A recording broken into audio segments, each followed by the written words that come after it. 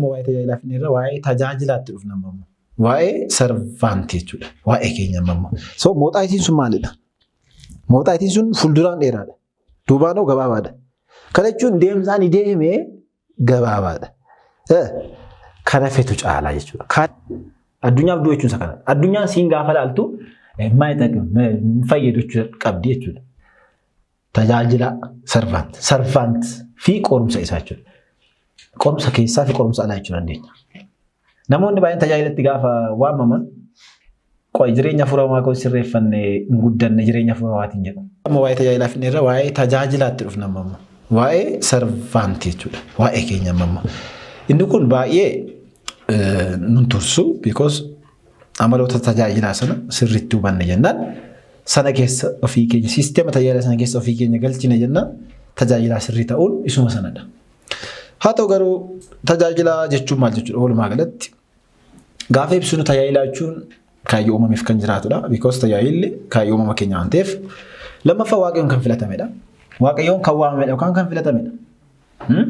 Ishee kana sirriitti naa qabadha waaqayyoon waamamneeti filamneeti baay'isawee.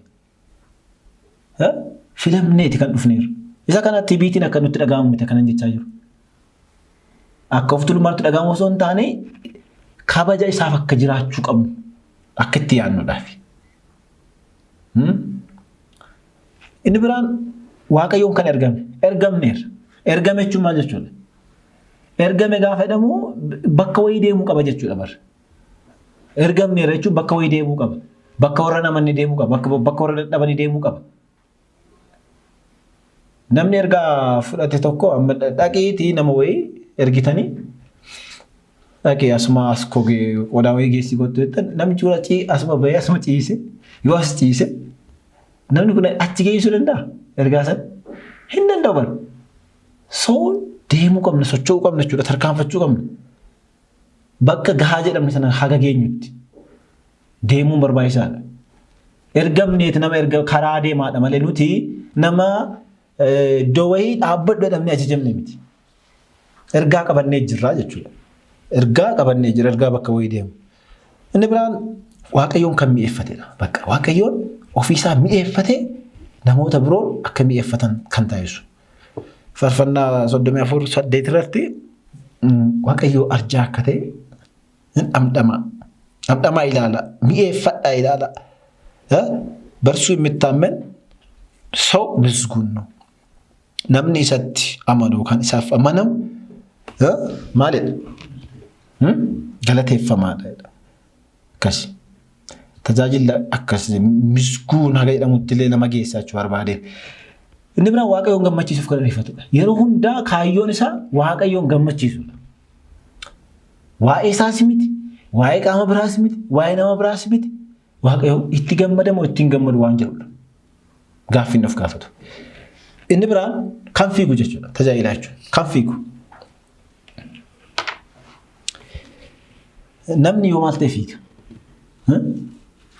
Namni yoo maal ta'e fiiga? Tokko yoo misiraachoo dhaga'e fiiga. Misiraachoo kana takka turee sitti himuu danda'a. Garuu misiraachoon ofii isaatii humna nama fiigsisuu qaba. Duubaan humna sirratti daftee dubbachuu barbaaddaa jechuudha misiraachoo. Inni biraan namni fiigu namatti balfadedha. Okay. Tajaajilaan yookaan tajaajilli misiraachoo himuudha baay'ee. Misiraachoo himuudha. Fakkeenyaaf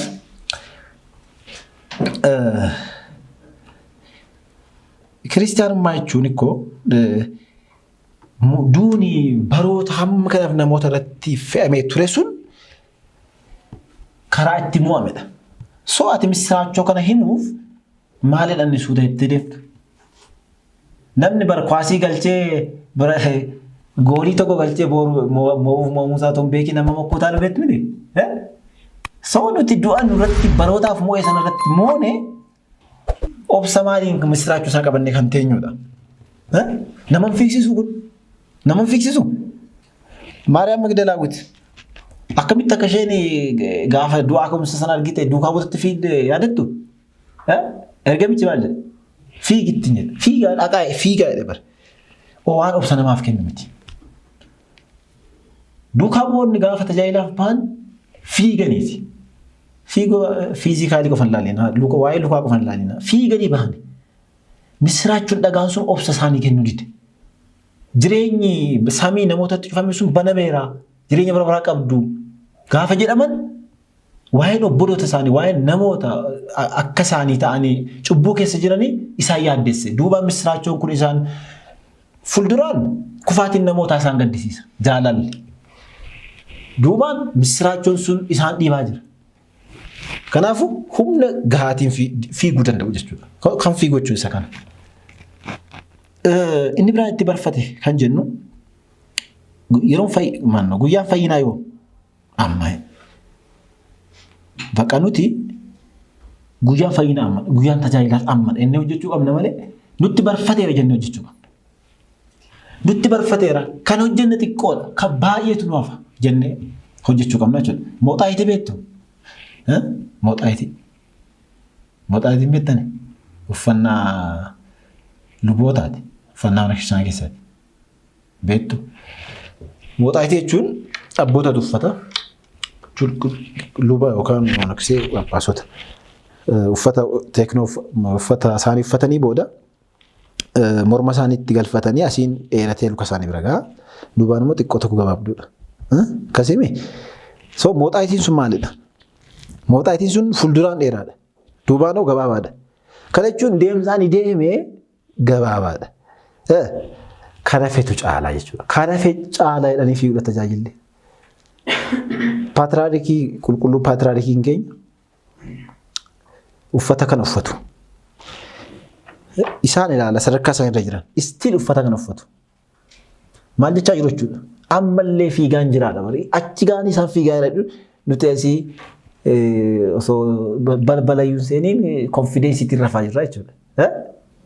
Isaan achi gaanii ganaa fiigaan jira jedhu lubni ganaa fiigaan jira jedha amanaan yookaan miimanaaniin konfidensiitti dhagaame uuma tokko isatti hin fakkaatu inuma rafaa jechuudha. So tajaajilachuun kan fiiguudha baay'eetu naa fedha. Itti barfateera bakka natti barfateera fiiguu qaba. Itti barfateera. Daqiiqaa tokko barfachuu isaatiin lubbuu tokko dhabuu danda'a waan ta'eef fiiguu qaba. Na akkasi. Tajaajila sirriin eenyu? Tajaajila sirriin eenyuun akka tajaajilu kan beeku. Kana ibsuun barbaachisu baay'ee ibsaa dhufneera. Tajaajila mataa isaa irraa kan jalqabu tajaajila sirriin. Be serious. Tajaajila mataa isaa irraa kan jalqabu of tajaajiluu of sirreessuu irraa kan jalqabu tajaajila sirriin. Roomee boqonnaa 12 dubbisuu dandeessu guutummaa isaa jalqabaa kaastanii. Waa'ee tajaajila. Tokkoffaa Qorontos boqonnaa 9 lakkoofsa 27 dubbisuu dandeessu. Namni tajaajila gaafa jalqaba eenyummaa isaa guutummaa Kiristoosiif kan booji'ame Waaqeef kan booji'ame taasisuu akka qabu jechuudha. Inni biraan mana kiristaanaa kan ilaale, kan beeke, kan jaalate qulqulluu Yaareed. Miti? Mana kiristaanaa kan ilaalee jedha. Namni gaafa ilaalu waa wayii adda baafata. Waa'ee hawaasa gaafa qoratu amma ta'etti siigaa bara jechuudha. Barumsa sanarraa immoo jaalala wanne jedhamuun dhufa jechuudha. Mana kiristaanaa jalqaba ilaaluun barbaachisa. Ilaallee immoo qorachuun barbaachisaadha. Maali manni kiristaanaa? Eenyudha isheen? Barnoonni ishii maali? Eessaa dhufte? Akkamitti dhufte? Waan jedhu yoo beekne jaalalli dhugaan sun achii bahaa jechuudha. So mana kiristaanaa ilaalla. Hin beekna, hin baranna, hin jaalanna jechuudha. Tajaajila sirriin isa kana. Inni biraan amaloota tajaajila furawaa kan hubate duudhaalee tajaajila furawaa qabeenya isaa kan taasifate addunyaaf du'ee Kiristoosiif kan jiraatu. Galaatiyaas boqonnaa 6 lakkoofsa 14 irratti maal jedha? Ani garuu fannoo gooftaa keenya Yesuus Kiristoos isa ittiin biyyi lafaa anarraa fannifame yookaan anaaf itti fannifame. Anis biyya lafaa jalaa itti fannifame sana malee waan biraa of jajuun biraa narraa fagaatuudha. Maal jechuudha kun ijoo? Fannoon Kiristoos irratti addunyaa fannifame. Fannoo Kiristoos isa biyyi lafaa yookaan addunyaa itti anaaf fannifamteedha. Fannoo Kiristoos isa addunyaan fuuldura kootti ittiin du'aa hin fayyadne taate jechuudha. Fannoo Kiristoos isa addunyaan fuuldura kootti kan hin fayyadne irratti taate. Anis immoo addunyaa biratti kanan hin fayyadne kan itti ta'e. Addunyaaf du'e jechuun isa kana. Addunyaan siin gaafa laaltu maayita hin fayyadu jechuudha qabdi jechuudha. Fannifamteetta fannoorra jirta. Ati immoo yeroo ishee ilaaltu isheenis fannoorra jirti. Lamaanuu fannoorra jirtu jechuudha. Kun fannifamu Kiristoos irrattis waan mul'ate baay'ee. Fannoo irratti kan fannifame eenyu wanni jedhamu kun tokko Kiristoos fannifameeras. Karaa biraa seexanatus fannifameedha. Kiristoos fannifamuusaa gaafa ilaallu nuti kabajaa fannoo irra akka jirru. Addunyaaf akka duune. Duubaan immoo fannoo sanaan immoo kan hidhame immoo daabiloosidha. Daabiloositu fannoo irratti hafee Kiristoos irraa bu'ee daabiloosiin gaafa ilaallu immoo addunyaanis immoo nuuf irratti fannifamte du'aa taateetti jechuudha. Tuffannee irraa jechuudha. Addunyaaf du'ee Kiristoosiif kan jiraatu jechuudha. Addunyaan gaafa nu ilaaltu reeffatti ta'uu qabna jechuudha. Reeffi maalidha? Dubbata. Inni deebisaa watitti dubbata. Abaluu hin jiru. Addunyaan kootu sirbi kootu akkasitti irratti asiin kufte barnoonni kee kuf qormaata kuf reeffadha hin dhaga'uun. Kiristoosiif garuu namni kun jiraataadha jechuudha. Akkasi. Inni biraan tajaajilli isaa sababa hafaa fi darbaa ta'e irratti kan hin daangeffamne namaan yeroo bakka kan hin daangeffamne tajaajilaaf jedhee aarsaa kaffaluu kan danda'u. Tajaajila keessa aarsaan jira aarsaa sana kaffaluu kan danda'u inni tajaajilaa sirriidha. Inni biraan qorumsa tajaajilaa inni itti aanu jechuudha. Qorumsa tajaajila sarvaant fi qorumsa isaa jechuudha. Qorumsa keessaa fi qorumsa alaa jechuu dandeenya. Qorumsa keessaa jechuun ofii isaati, of dagachuu jechuudha. Qaama miiraa isaarraa ta'uu danda'a, yaada isaarraa ta'uu danda'a. Bichaa qorumsa keessa isaarraa isatti ka'u kan qaama biraarraa hin taane jechuudha. Jireenya lilmoo beektu? Lilmoon qaawwa biraa hinduuchiti qaawwa ishee garuu hinduuchattu. Tajaajila akkas ta'uu hin qabu. Jireenya fariisota. Fariisoon seera namoota irratti fe'u.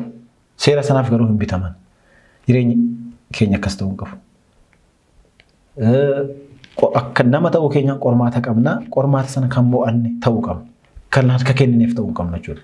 Jireenya furmaa keenya kan sirrate ta'uu qaba. Hunda dursa. Abuna Shinoodaan tajaajila kadhannaa malee ta'urra kadhannaa tajaajila malee ta'utu caalaa jedhu. Tajaajila kadhannaa malee ta'urra kadhannaa tajaajila malee ta'utu caalaadha. Kanaaf of ijaaruun akka dursuu qabu. Because qormaanni keessa hamaadha. Qormaanni keessa qormaata namarraa dhufu namarraa adda baatee miliqxa jala. Qormaata qaama biraarraa dhufu qaama sanarraa adda baatee baqattees haa ta'u miliqxa. Qormaata keessa keerraa dhufu akkamitti miliqxa? Qormaata keessa keerraa dhufu. Silaa gaafa raftus ati suma keessi wajjin jira. Gaafa deemtus wajjin jira. Miliquu hin dandeessu jechuudha. Filannoo ati qabdu baqachuu miliquu osoo hin taane wallaansoo qabdee mo'achuu qofa. Keessa kee mo'achuu qofa jechuudha. Filannoo ati qabdu. Qormaanni keessaa baay'ee hamaadha. Tajaajilaan qormaata keessaa sana kan mo'ate ta'uu qabaadha. Qormaanni keessaa namni gooftaan keenya waa'ee qormaata gaafa dubbatu qormaanni nama tokkoo firootuma isaarraa dhufa jedheera. Firoota kan jedhu sana abboonni gaafa hiikan firoonni kan jedhaman sun qaamuma mataa isaatii jedhu. Qaamota miiraa matuma isaatii jedhu.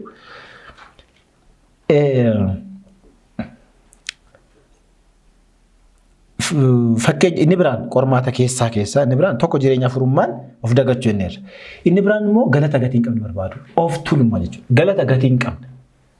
Galata gatii hin qabne jechuun maal jechuudha? Galata gatii hin qabne jechuun isa gooftaan keenya warra fariisotaa irratti jibbesan. Isa addabaabaatti bahanii kadhannaa godhuu, addabaabaatti bahanii tsooma godhu. Isaaniif tsooma sanaan namootumti akka abaluun tsoomaa abaluun kadhata. Galata jedhu barbaadan namarraa. Inni kun galata gatii hin qabnedha. Gatii hin qabu. Galata isa kana yoo barbaadde dirqama tajaajila keessa galuun sin barbaachisu. Yookaan addunyaa keessatti bakka barbaadde ta'e deemtee waan tokko milkeessitee namoonni si faarsuu danda'u. Tajaajila keessa galtee garuu galata akkasiitiin hidhamuu hin qabdudha. Maal jedha tokkoffaa maanna? Wangeela Luqaas boqonnaa 17 lakkoofsa 10 irratti akkasuma jedha. Isin waan ajajamtan hundumaa yommuu hojjettanitti jedha.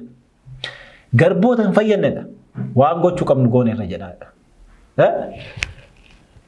Waan ajajamtan hundumaa gaafa raawwattan. Amma laala asirra koo intalli guddaa jira bara. Waan ajajamtuun hundumaa raawwattan illee garbootaan fayyadamanii nutoo waan ajajamne hunda raawwanneerra. Isayyuu waan sitti kenname hunda raawwattee kaateetu garba ofiin jettaa jechuudha. Garban fayyadamneedha ofiin jetta. Malee waan sitti kenname otoo raawwatiin immoo yemin garbaati jiraachuun garba ta'uu wayyuu birayyuu geessu jechuudha bara. Achiyyuu geessu jechuudha. Waan sitti kenname hundaa raawwanne garba ofiin jechuu birayyuu geessu kaan of tuuluu haa turuuti. Hammam akka laphee namaa gadi qabu laalaa jechi kun. Hammam akka gadi of qabuu qabnu jechuudha. Okay, qorumsa alaa kan jedhu kun inni qaamota biroorraa kan nurra ga'uudha. Walii keenya irraas ta'uu danda'a. Hidhamuun rakkachuun jiraachuu danda'a. Ishee kana naa dubbisaa galaati. Asitti dubbisuu barbaadeen ture sa'aatiin jiru. Lammaffaa Qorontos boqonnaa 11 lakkoofsa 16 hanga xumuraatti dubbisaa. Sirriitti maradha kan galtanii akka dubbistan barbaada. Waa'ee qorumsa tajaajila qulqulluu Phaawulos irra gahe. Lammaffaa Qorontos boqonnaa 11 lakkoofsa 16 hanga xumuraatti kan jiru jechuudha. Okay. Dabiraan xumuraan jira actually. Tajaajiluu dhiisuuf sababoota dhiyaatan. Tajaajiluu dhiisuuf sababoota dhiyaatan. Keessaan jalqabaa jireenya hafuuraa waan guddachuuf. Maal jechuudha? Namoonni baay'een tajaajilatti gaafa waamaman qoy jireenya hafuuraa koo sirreeffanne hin guddanne jireenya hafuuraa waatiin jedhu. Sababni kun sirrii moo sirrii miti? Sirrii moo sirrii miti? Isaan caqasan immoo yeroo baay'ee tokkoffaa Qorontos 9:27 maal jedha? ነገር ግን ለሌሎች ከሰበክ በኋላ ራሴ የተጣልኩ እንዳልሆን ስጋዬን እየጎሰምኩ አስገዛዋለሁ። ሜቢ namoota biroo tajaajilan ofii isaanii kan gataman ta'uu danda'u jedhanii sodaa waan qabaniif namoonni akkasii. Kanaaf durseen jireenya hafuuraa kootiin of danda'uun qaba, of ijaaruun qaba jedhu. Yoon tajaajila keessa gale kadhannaa hin kadhadhu. Tajaajila irratti yeroo baay'ee dabarsa jedhu. Namoonni akkasii tokko sodaa akkasii keessa jiru. Lammaffaan tajaajila hafuuraa isaan akka hojii fooniitti ilaalaniiru. Bakka tootaalii jireenya hafuuraa fi tajaajila hafuuraa waan jedhamu kana walirraa dissociate godhaniiru. Walirraa adda baasaniiru. Isaaniif kadhannaa waa biraa, tajaajila hafuuraa irratti hirmaachuu waa biraadha isaaniif jechuudha. Qixuma hojii fooniitti lakkaa'anii jechuudha. Garuu ilaalcha dogoggoraati kun. Jireenya hafuuraa waan hin guddanne waan ta'eef tajaajilu jechuun sababa sirrii miti. Ibroota boqonnaa 4 lakkoofsa 12 irratti maal jedha? Dubbiin Waaqayyoo seefii qara lama akka ta'e dubbata. Seefii qara lama yeroo jennu nuti yeroo baay'ee maaliif fayyadamna? Namoota fooniinis hafuuraanis dee'ennamti. ይጠቅማል ግን ደካማ ነው ብዙም እንትን አይደለም ግን inni sirriin sagalee Waaqayyoof dubbatameera. Sagalee Waaqayyoo seefii qara lama gaafa jennu isa barsiisus isa baratus ni mura jechuudha. Fakkeenyaaf isa waltajjira jirus ni mura, isa taa'ee baratus ni mura. Tajaajilli isa tajaajilus ni mura, isa tajaajilamus ni mura jechuudha. Ifadha miti? Ifadha malee tajaajilli keenya namoota biroo mura anaan hin muru jennee yaadna taanaan yaada akkasii keessa galla jechuudha. Qoy bilchaadheen dhufaadha. Ani bilchaadheen isa booda namootatti lallaba. Lallabni koo sun anaan hin muru namoota biroo mura jechuudha. Kanaafuu ilaalcha sirrii mitiidha kun. Inni lammaffaan Roomee boqonnaa 9 lakkoofsa 3 irratti tajaajila keessatti warreen kaaniif of kennutu jira. Tarii ati tajaajilli yeroo kadhannaa keessa jala gabaabbachuu danda'a. Istiin namoota biroof garuu yeroo kadhannaa dheeraa akka isaan qabaatan yoo taasiste gatii ati namoota biroof kaffalteen gatii siif kaffalamu jira jechuudha. Kanaafuu namoota biroof of kennuunis jira tajaajila keessatti. Seeftii ofii qofa eeggachuu miti. Namoota biroof of kennuu gaafa jennu garuu kisaaruu miti kun matuma isaatiinuu innumtuu tajaajilan. Roomee 9:3 kanarratti qulqulluun Phaawulos waa'ee በስጋ ዘመዶቼ ስለሆኑ ስለ ወንድሞቼ ከክርስቶስ ተለይቼ እኔ ራሴን የተረገምኩ እንዲሆን እጸልይ ነበር። ዋይ ወር ፎኒን ፊሮተ ኮታአኒፍ ኢሳሪፍ ጀደን ክርስቶስ ራ አከነደበው አደበ አማራማ ከንተው ከለቻንቱ ምን ማለት ነው? Amma dhuguma Phaawulos Kiristoos irraa adda bahuu barbaadeeti? Ayidallam. Yaaqal. Gatiin isaaniif kaffalaa jiru kun isaaf irra caalaa gara Kiristoositti akka dhiyeessu ni beeka. Kanaafuu tajaajilli nuti tajaajilu irra caalaa sirumaayyuu hafuurummaa keessatti kan nu cimsuu danda'udha malee waan Kiristoos irraa nu fageessu yookaan waan jireenya hafuurummaa keessatti nu dadhabsiisu mitiidha. Lena garuu haa ta'us mee akkasumattuu deemne namni jireenya hafuurummaa isaatiin kan guddatu yoomi? Mee yoomidha natti maame? Fakee yoomidha kan keessan isin jireenya hafuurummaa kootiin guddadhe kan jettan?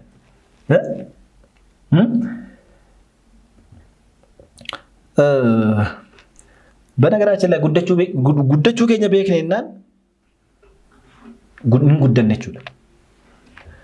Guddachuu keenya beekne bakka amma tajaajilaaf gaheeraa bilchaadheeraa baradheeraa jettee keessa keetti yaaddennaan yeroon sun yeroo ati tajaajilaaf hin geenye isa sirriidha. Yeroo ati tajaajilaaf hin geenye isa sirriidha. Faallaa isa addunyaati kun. Guddachuu kee beektennaan immoo already you are gana yuang. Guddachuu kee beektennaan si jemmer guddachuu keenya hin barru nuti yoomiyyuu taana. Because nuti eessatti guddachaa jirra nuti? Waaqayyotti guddachaa jirra bar. Waaqayyotti guddachaa jirra. Waaqayyotti deemaa jirra jechuudha. Hubadhaa. Waaqayyotti yeroo deemaa jirtu Waaqayyo si jalaa maal ta'aa jira? Si jalaa guddachaa jira moo si jalaa xiqqaachaa jira? Si jalaa guddachaa jira. So ati Waaqayyotti deemaa jirta Waaqayyo si jalaa bal'achaa jira. Gara sirraa yeroo laaltu Waaqayyo xiqqooma wayii waan hundumaa waan fixetti fakkaata. Itti gaafa deemtu dhaqxee hin bal'ata. Ati maal taate yeroo sana? Xiqqaata. So si jammer jireenya hafuurummaa gara xiqqaachuutti deemuudha. Sitti xiqqaachaa ati ofitti xiqqaachaa deemuu qabda malee yeroo itti ati guddadhe jira jettu jira taanaan gaaffii jala jira jechuudha. Yeroo sana tajaajilaaf kan dhiyaattu. Inda'uun yeroo itti keessi kee hir'ina sitti dhagahamu. Yeroo xiqqaattu baay'ee yeroo sana tajaajiluuf gahaa taateetta sun mallattoodha. Mallattoo tajaajilaaf gahaa ta'uuti. Malee kanaaf akkas jettanii tajaajila hafuurummaa kana jalaa miidhamattanii tajaajila fagaatiin sirrii miti. Inni biraan miira hin danda'u naaf hin malu jechuudha tokko immoo hin danda'u naaf hin malu. Dhuguma miirri kun miira tajaajilaaf nama geessu moo miira tajaajila nama fageessudha jiran? Maaliif hin danda'u jechuun matumti isaayyuu agarsiiftu tajaajilaa yeroo ta'u argine irraa amma. Fakkeenyaaf Museen yeroo Israa'eloota bilisa baasuuf ergame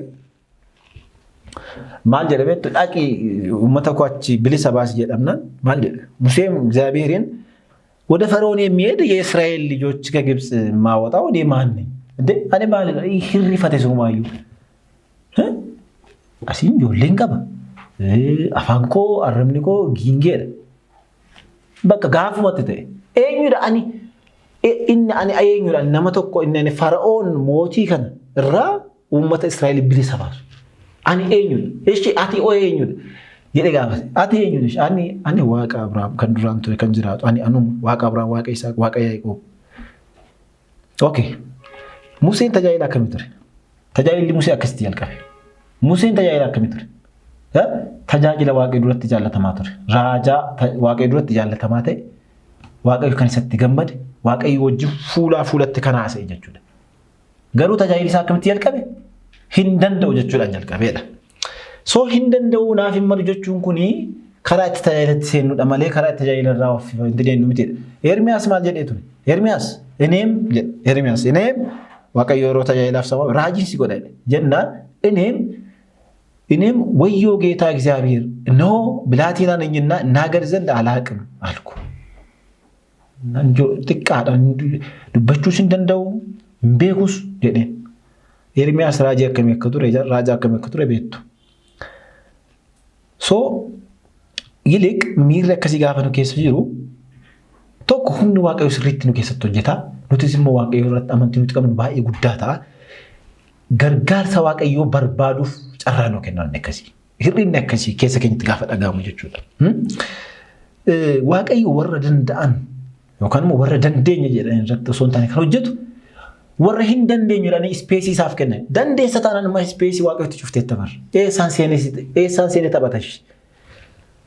ispeesii sana qabatte balbala kee cuftee taanaan waaqayyo eessan hojjeta. So hin danda'u warra jedhan irratti hojjete. Hin beekan. Saamu'eel mucaa ture miti daa'ima ture. Raajaa mucaa ture garuu Saamu'eel tajaajila akkamii akka ta'e Daawit mootii nama waaqayyoo qulqulluu raajaa akka eessaa waamame tikseerraa waamame hin beekan warra hin beeku tiksee akkamitti akka Daawit filame beektu hundi keessanii. Isaayyaas lamsii ture lamsii qaba ture. As kottaa kun kakuu moofaa keessadha. Kakuu moofaa qofa keessa kan jenneef immoo kakuu waaraa keessa duukaa boonni isaa waaman. Duukaa boonni gabaroota Galiilaati. Qonnaan bultoota biqaatiin inda'uum Yuudaadha jedhama miti kan magaala keessaa waamame. Yuudaadha Yerusaalem keessaa kan waamame. Yuudaan immoo waaqayyo warra duwwaa of taasisan irratti hojjeta. Kun sababa ta'uu hin danda'u jechuudha. Inni biraan sodaa tajaajilli jireenya koo miidha jireenya foon koo miidha jedhu. Inni kunis sababa tokko kan namoonni tajaajila irraa of fageessuu dhiyeessan. Bu'uurumarraa baay'ee wayii namni hafuurawaa kan tajaajilaan jireenya isaatti jireenya foon isaatti dhibaa ta'uu hin qabu bu'uurumarraa. Tajaajilli hafuuraas immoo holqa yookaan immoo holqa baqannaa namoota dhibaa namoota hojiin jaallanne ta'uu hin qabu. Isa kana qulqulluun Phaawulos fakkeenya gaarii ta'a. Phaawulos galgala dunkaana hodha ture. Guyyaa tajaajila irra oola. Sa'aatii tiriffii argate dunkaana hodha. Dunkaana hodhee ofis danda'a namoota biroofis qaqqaba. Kiristaanummaan namoota biroof qaqqabuu of keessaas qabdi. Fooniin isaa ta'u. Hanqina foonis hanqina hafuuraas warra qaqqabuu qabna. Jireenya foon keenyaanis immoo dhibaa ta'uu hin qabnuudha. Eeyyamni waaqayyoo akkuma jirutti ta'ee dhabaachuuf qabuun sooromuuf hiyyoomuun akkuma jirutti ta'ee eeyyama waaqayyoo ta'ee garuu hiyyoomuun keenyi dhabuun keenyi dhibaa uumaa mataa keenyaan ta'uu hin qabuudha. Kanaafuu yeroo isaatti fayyadamee tajaajilaan tokko inda'u sirriitti tajaajilaa gaafatan dhumarratti kan kaasa aadaa hojii gaarii qabaannaa of to'annaa yeroo keenya sirriitti fayyadamna yiliq intini milkaa'inuma lafa kanarratti yoo waaqayyo nuuf eeyyame dhiyoo jirraa jechuudha tajaajilaa gaafataanu. Inni Phaawulos fakkeenya gaarii nu ta'a. Inni biraan waaqayyo oolmaa tajaajiltootaa fi warra maqaa isaaf dadhaban hin dagatu. Ibroota boqonnaa 6:10 irratti እግዚአብሔር ቅዱሳንን ስላገለግላችሁ እስካሁንም ስለምታገለግሏችሁ ያደረጋችሁትን ስራ ለስሙ ያሳያችሁትን ፍቅር ይረሳ ዘንድ አመፀኛ አይደለም። በቃ waaqayyo ደቂቃ tokko nuti isaaf jenne dhuguma isaaf jenne kanfalleetana daqiiqaa tokko sekeend maayikiroo sekeend nuti isaaf jenne kanfalle hin dagatu. Maybe akkaataatti nu deebisu yeroo nu deebisu yeroo itti yaadne ta'uu dhiisuu danda'a. Akkaataa nuuf galuttis ta'uu dhiisuu danda'a malee waaqayyo oolmaa nuti isaaf oollee lafa kanatti hin dagatu. Faayidaa mataa keenyaaf illee haa ta'u iyyuu malee kan nuti tajaajilu still waaqayyo waan gooneef gatii nu kaffalaadha. Gatii nama yaada namaa olidha. So nuyi akkaataa yaadnu qofatti tarii nuuf kaffalamuu arguu dhiisuu dandeenya malee waaqayyo gatii nuuf kaffala. Tajaajiltoota isaa bara baraan irraa addan bahu. Irraa addan bahu. Namni jireenya tajaajilaa keessatti laphee isaarraa of kenne yoomillee lafa kanarratti illee hin kassaru. Bakka jala murree dubbachuu dandeenya. Lafa kanarratti illee hin kassaru. Nuyi herrega akkaataa nuti herregnu sirreeffachuudha malee lafa kanarratti illee hin kassaru. Eebbi waaqayyo isatti dhiyoo jira. Waan xiqqoon sa gammachiisa. Waan xiqqoon sagaa. Of bita. Akka barbaade dubbatee deebi'e immoo isatti ofuma isaa hojii wallaasoo of hin qabu. Waan dubbatu beeka. Karaa deemu beeka. Kun bu'aa nuti jireenya kana lafa kanarratti argannudha. Bu'aa tajaajilaati kun. Inni biraan xiqqoo ishee kana keessatti hir'inni amantiisiifti. Sababa kana gaafa sababeessu hir'inni amantii. Indee jarana sooressi guyyaa tokko nu fayyadannee toluma yeroo isa tajaajilu hin jira bar. Aggaataami wayiitiin yeroo ta'e wayii na gargaara. Aangoo qabatee immoo yeroo ta'e hojii keessa na gashannee itti amannee ganaa jechuudha. Sii kennallee hin jenne bar. Hin qaba waan ta'eef naa kenna jennee otoo inni sii kennan jedhiin isa tajaajila lafaa kaane. Waaqayyo immoo isa qabu. Sii kenna isa jedhee immoo nutti himee amanuu dadhabuun xiqqoo gaaffii nuuf haa ta'u.